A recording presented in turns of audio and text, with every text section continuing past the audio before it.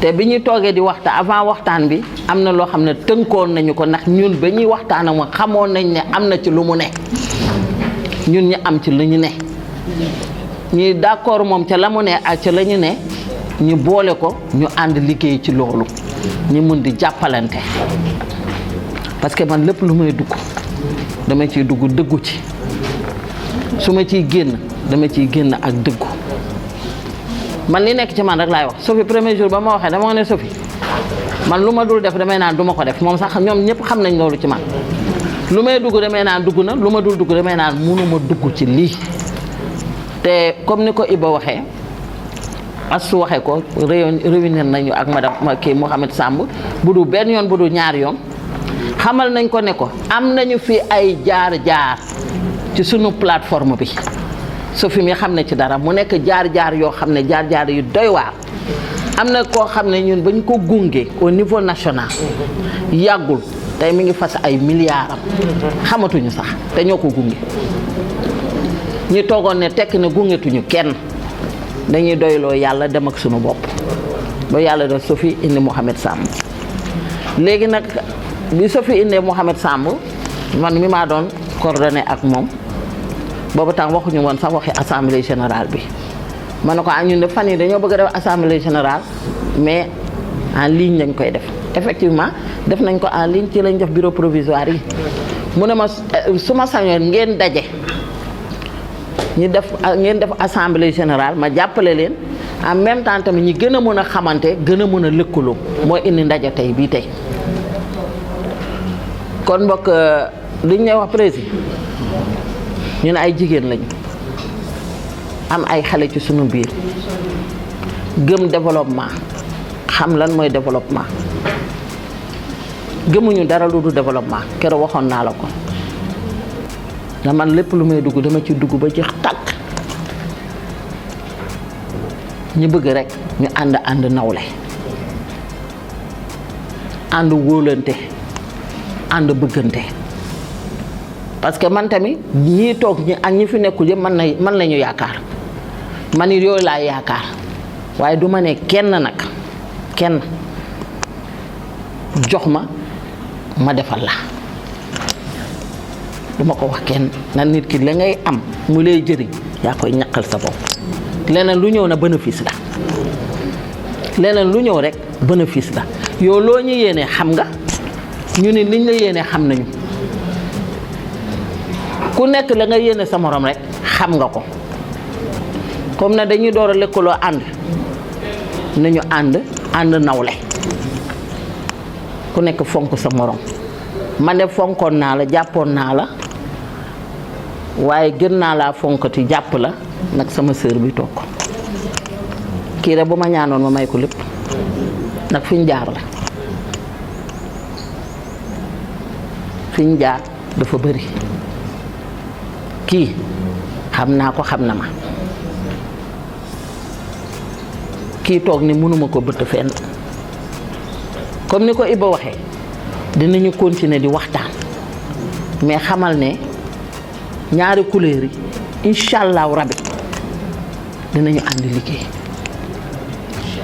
waxuma la national mais international parce que plateforme internationale bi Iba di wax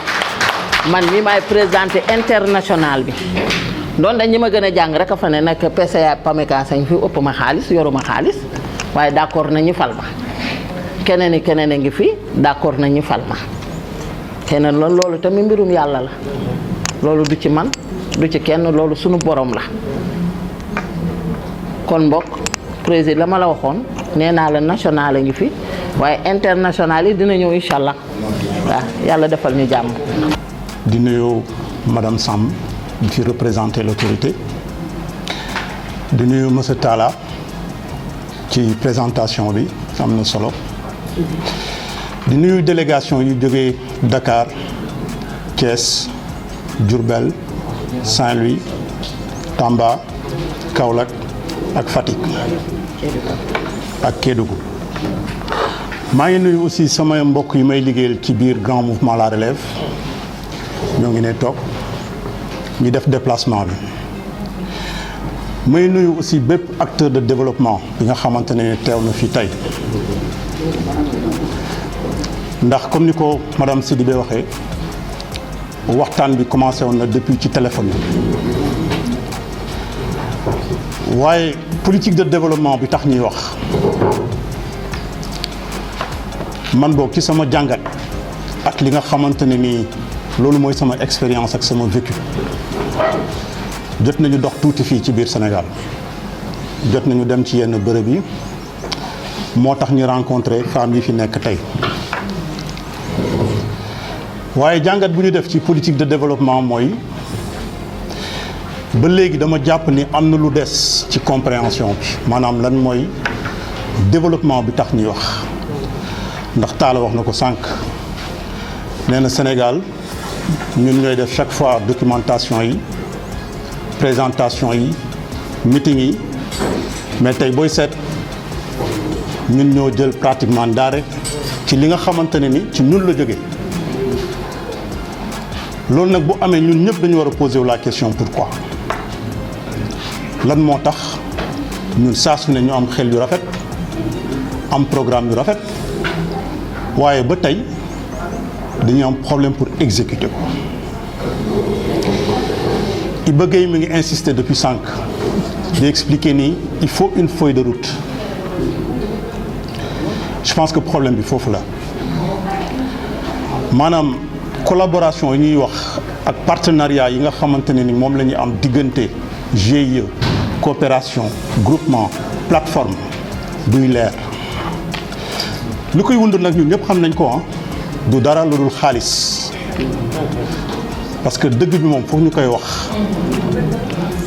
ngeen ko fi man ku ma xam ci liggéey la ma xamee da ngay liggéey xaalis soogu ñëw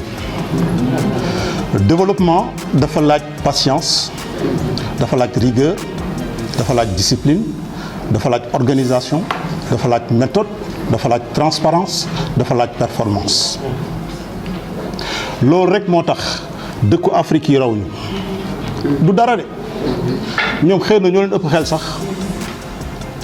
waaye am na loo xam ne duñ ko fooye mooy kàddu mooy engagement su ma la nee lii laay def dama ko def loolu mooy sut ki am xel wala ki nga xamante ne moom sax yàlla may na ko xaalis ak doole moo tax Sénégal tey dëkk bi metti na ñu ngi koy wax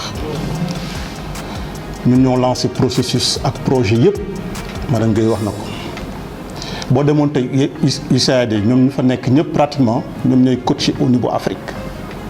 képp ku fa yëkkati dara ñoo lay wax fan ngay jaar ba ci plan Sénégal émergent bi ñu ko bind ba tey dañ leen di jël ci consultant fii ci biir Afrique yenn saa yi sax ci biir Europe pour wax ni ñun Sénégal amuñu problème mu xalaat amuñu problème mu idée mais lu ñu am mooy problème yi ñu am mooy ñu àndandoo liggéey ñu def benn synergie ndax tey àddina bi foofu la toll ñi fi jotoo wax yëpp ay experts lañu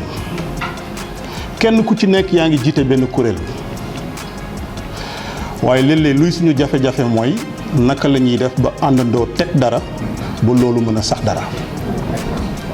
loolu moom mooy les plus grands défis yi nga xam ne moom la ñu am ci secteur d'activité bu nekk mais ñun dañ ciy taamu développement parce que développement mooy réew développement mooy indi croissance développement mooy indi émergence mais tant que émergence amul croissance amul mooy développement bu baaxul te tey kenn mënul lim ñaata groupement ñoo fi nekk ci biir Sénégal ñoo ngi fu ne muy jeune muy femme ñoo ngi fu ne ku ci nekk mi ngi góorgóorlu ci fi nga nekk mais am na loo xam ne dafa nekk ci responsabilité leader yi man dama koy faral di wax saa su ne ndax politique bu ñu koy def pour tontu ci tuuti ci Iba du loo xamante ne da ngay politique parce que da nga soxla mairie wala da nga soxla poste parce que yow nguur nga gis jeex na mais politique bu tax ñuy wax politique de base la mooy politique rurale mooy politique agricole mooy pour politique communale foofu la lépp di soso te ñooñu ñan ñoo koy def ci dëkk bi xale yi la jeunes yi la femmes yi la donc ñoom la ñu war a jox kàddu gi ñoom la ñu war a waxtaanal ñoom la ñu war a dooleel ba ñu xam ci processus ñu nekk lan lañu war a mën a def pour am ci njëriñ ndax Europe tey bu yeggee fii ñoom loolu lañ def du ay médecin ak ay avocat ñoom ñoo defar réew yi non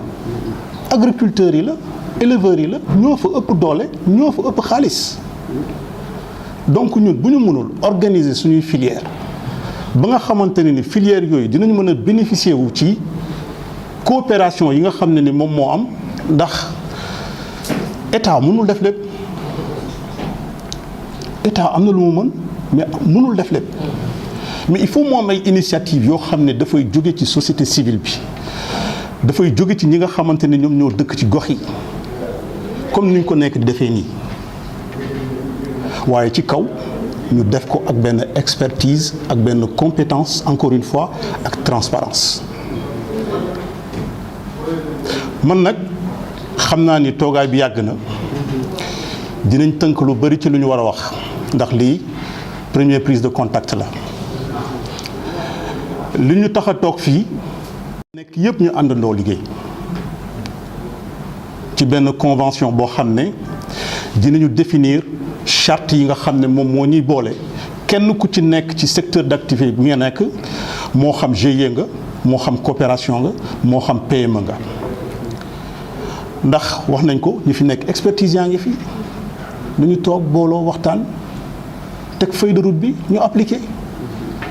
mais bu ñu booloo ñun ñëpp tey pour liggéey kan moo dul gis njëriñ bi fi kan ñu jël politique teg ko fële ndax lu ñuy def nii politique bi moom mooy lii du leneen wax pour lu njëriñ suñu askan kese la du leneen Afrique nag ñoo jël politique teg ko foo xam ne du foofu fu ñu teg politique moo dul foofu politique du wax leneen lu dul njëriñu askan bi kese naka nga mën a def boo amee tey benn nga mën a am ñaar nga mën a am ñett te loolu du lenn lu ko mën a may lu dul mbooloo mooy doole ci liggéey bu set kese. donc ñu leen di jaajëfal bu baax a baax kontaan nañu trop am nañu satisfaction vraiment rëccuwuñu ci ni ñu ñëwee fii fekkee assemblée générale bi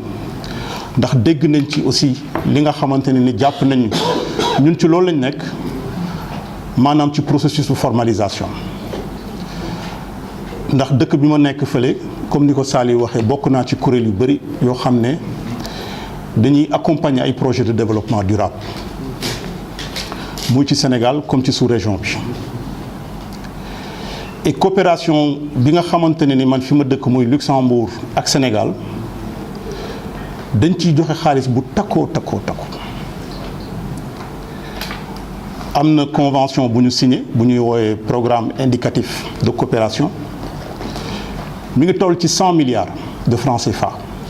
diggante 2024 ak 2030 2024 bii lañ ko signé pour Sénégal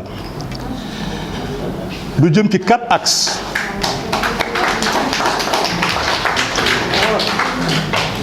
lu jëm ci ñeenti axes ñi laan wax na ko sànq santé et protection beneen bi mooy formation professionnelle et technique insertion professionnelle inclusion financière autonomisation des femmes et des jeunes ñetteel bi muy eau assainissement climat et environnement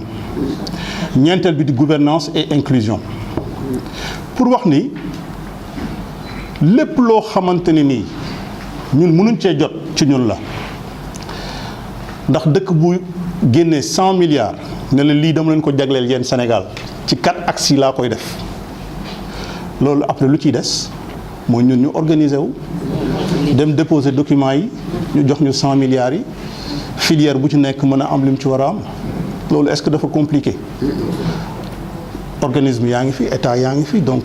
lan mooy problème bi matérialisation te lii Luxembourg rek la waxuma Union européenne waxuma Belgique waxuma Canada waxuma Australie dëkk yooyu noonu yëpp dëkk bu ci nekk am na package bu mu yénnee pour jox ko Sénégal Belgique rek ñi ngi toll ci 87 millions d'euros waaye xaalis boobu léeg-léeg duñ ko mën a utiliser bu baax ndax critère ak condition ñoom yu ñuy laaj pour que ñu mën la jox xaalis yooyu noonu dafay fekk nga motal ko boo ko motalul xaalis bi fa lay des année bu nekk mu fay des parce que xaalis doo ko génnee noonu pour ñu génnee ko il faut ñu am au moins benn feuille de route bu leer ñu am documentation bu leer mooy coopérative yi ñuy wax moo tax coopérative yi am solo mooy invité femmes yi bu ñu ragal di formaliser ndax bu ñu formaliser wul koppar yooyu ngeen di dégg doo leen ci jot bu ñu formaliser wul boo waroon am 100 millions tey jàppal ne 10 millions rek ngay am ndax xaalis bu tëkk boobu noonu mënoo ko jox organisation boo xam ne structuré wul organisation boo xam ne fiable xamuñu xaalis fu muy dugg xamuñu xaalis bi ku koy dépensé mënuñu justifier xaalis bi naka lay dugg ak naka lay génnee loolu rek la du leneen état bi fii nag luñ ci mën a wax moom mooy système administratif bi nga xam ne léeg-léeg mooy tënk nit ñi moom mooy ragalloo nit ñi pour ñu bañ a dugg ci formalisation yi mais njëriñ bee ci ëpp il faut ñu encourager nit ñi wax leen ni formalisation bii nii buñ ci duggee dinañ mën a yegg ci ay usines ak ay industries yu ñu mën a defal tax la wax na ko sànq coopérative mën na dem ba créer industrie mën na dem ba créer usine mais loolu yëpp dafay fekk ñu mën a lever ay fonds ñu mën a am ay fonds yoo xam ne buñ ci jotee dinañu mën a xool fan lañ koy jaarale ba industrie ñu soxla ñun ñu def ko mais boo dégloo tey li fi wax yëpp sa xel dafay dal ci wàllu xam-xam ci wàllu technicité ci wàllu expérience ndax kenn ku ci nekk maîtriser nga sa filière donc ma leen di ñaan rek di wax ni tout est possible lépp mën na nekk mais ci kaw ñu nangu xam ni dara yombul waaw bu ñu bëggee dara foog ñu def dara et léeg-léeg dara boobu nag moom mooy xaw a métti fii ndax léeg-léeg nit ñi dañuy nekk ci situation yu xaw a compliqué mais nag waruñu jaral ba ñun suñuy wërsëg ñun ñu koy xañ mais ci biir accompagnement boobu noonu comme ni mu ko waxee bu ñu organiser wee rek état bi ci boppam moom mooy njëkk a ñëw parce que état bi bëggul liggéey aussi ak ñoo xam ne ni amul organisation donc ñu ngi leen di gërëm bu baax a baax di tëjee fii kàddu yi madame Sidibé maa ngi lay gërëm bu baax di la sant yow it ndax ku dégg tey ñu fi wax rek xam ne femme leader nga te loolu lañ soxla ci jamono ji mooy ñoo xam ne mën nañu xëcc ñeneen ñi nga xamante ne ni ñoo ngi hésité ak di trouver ay opportunités yoo xamante ne ni dinañ am ay partenaires pour que liggéey bi mu gën a jëm kanam donc ñi fi nekkul tamit ñu ngi leen di gërëm bu baax ndaje bi nag waroon na gën a yaatu ndax bi ma waxtaanee ak madame Sidibé dafa ma ne président ñun de ñu ngi ci 14 régions ñu ngi ci 46 départements dama bëgg indi ñëpp ma ne ko loolu moom lu rafet la mais comme xamel bu njëkk la nañu gisee ñun ñi suñu biir bu ko defee ci kanam mun na gën a yaatu donc ñi nga xam ne ni aussi jotuñu ñëw ñoom ñëpp ñu ngi leen di nuyu di leen jox loxo di leen xamal ni ci fan yi di ñëw dinañu am nañu jëflantoo bu ko defee liggéey bi mën a jëm kanam jërë ngeen jëf merci beaucoup